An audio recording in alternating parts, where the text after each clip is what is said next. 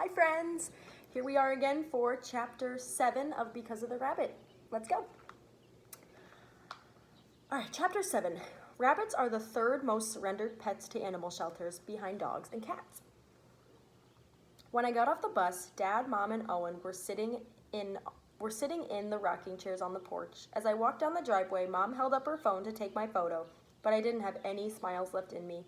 So I pretended I didn't see her and looked at Dad's truck in front of the barn. Last night, when I went with him on his call, I had such high hopes for today. "Welcome home," Dad said, grinning. I dropped my backpack onto the front steps and burst into tears. Rocking chairs squeaked and then I felt Mom's arms around me. "What happened?" she asked softly. I was embarrassed to be crying, but it felt so good to be hugged and to bury my face in her shirt. My answer came out in pieces. "Everything." "Come on, Em," Dad said, picking up my backpack. "Let's get you something to eat and you can tell us. Owen and I have been eyeing that blueberry pie all day, but we waited for you to have a slice with us." The pie did make me feel a little better. At least I wasn't hungry on top of everything else. And being home where I didn't have to try so hard was a relief. I felt the day melting off me like dirt in a hot shower. It was so hard to make friends. At recess, I just sat and watched other kids play kickball because I didn't have anyone to hang out with, I said between mouthfuls. My apple rolled across the cafeteria and the lunch lady yelled at me. Then, when it was time to go home, I couldn't remember which bus was mine, so I had to ask Shauna from homeschool group to help me figure it out, and she's only in 3rd grade. "I'm sorry you had a hard day," Mom said. "How were the classes?" I shrugged. "Okay."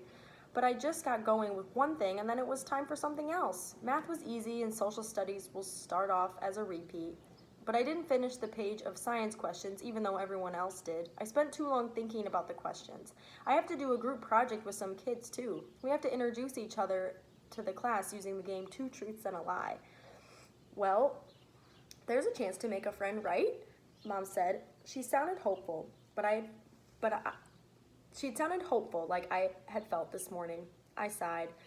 "I tried, but I don't think I can do this. I thought I was ready, but it's harder and less fun than I thought it would be. Maybe public school just isn't for me."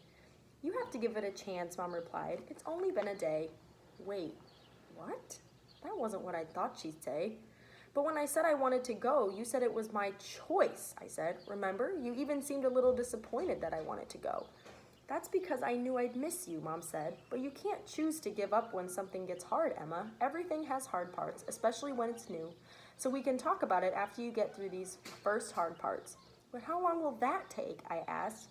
"I don't know," Mom said. "Certainly more than a day." Owen nodded. I looked away from him. I wanted him on my side.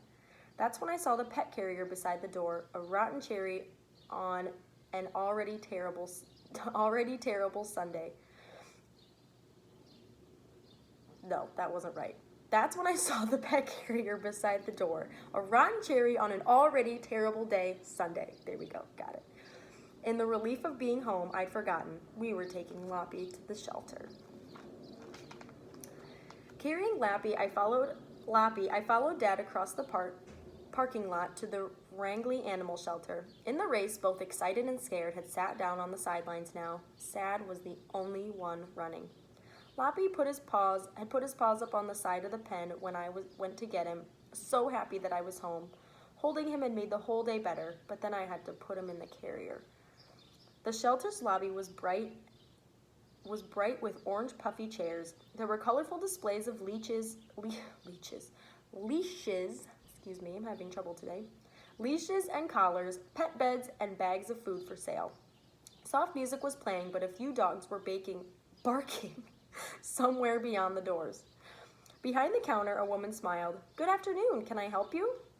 "My daughter and I rescued a stray rabbit last night," Dad said. As I lifted Lappy out of the carrier, the woman smiled. "What an adorable bunny. It's not easy to tell exact age with rabbits, but he doesn't look very old, maybe a year or 2. Let me check on the lost pet database to see if anyone has reported a gold-colored bunny missing." As she typed on her computer, I stroked Lappy. I wanted my hands to remember everything about him, the size of his paws, the roundness of his back, and how his ears felt like soft flower petals. I'd wanted to believe that Pipir had sent Lappy to me with some rabbit magic for my first day of school, but today hadn't turned out anything like I'd hoped, and now even Lappy was leaving me. There was a hamster in a cage along the wall. Behind the cage was a window that looked into another room with more small animal cages. Inside one was a white rabbit. His cage didn't look big enough for him to jump or twist or even run very far. None of the lost bunnies match yours, the woman said. So what would you like to do? Do you want to surrender him to us? The word surrender did it. Loppy twitched as my tear hit his nose. Oh, Emma, Dad said gently. It's all right. I hate when adults say it's all right when you're sad. Some things just aren't all right. He won't be able to hop around in those little cages. The rabbits get playtime outside in their cage every day, I heard the woman say. We'll take good care of him, I promise. Hear that, Emma? Dad said. He'll get playtime. Can't we keep him, please? I was begging, but I didn't care. You and Mom won't have to do anything. I'll feed him and clean up after him and play with him each afternoon and every weekend so he won't be lonely. I talked super fast so Dad didn't have time to say no. It would make school lots better because I'd have something to look forward to at the end of the day. Please, please. The woman and I both waited for Dad to say something, but he just rubbed his chin, thinking.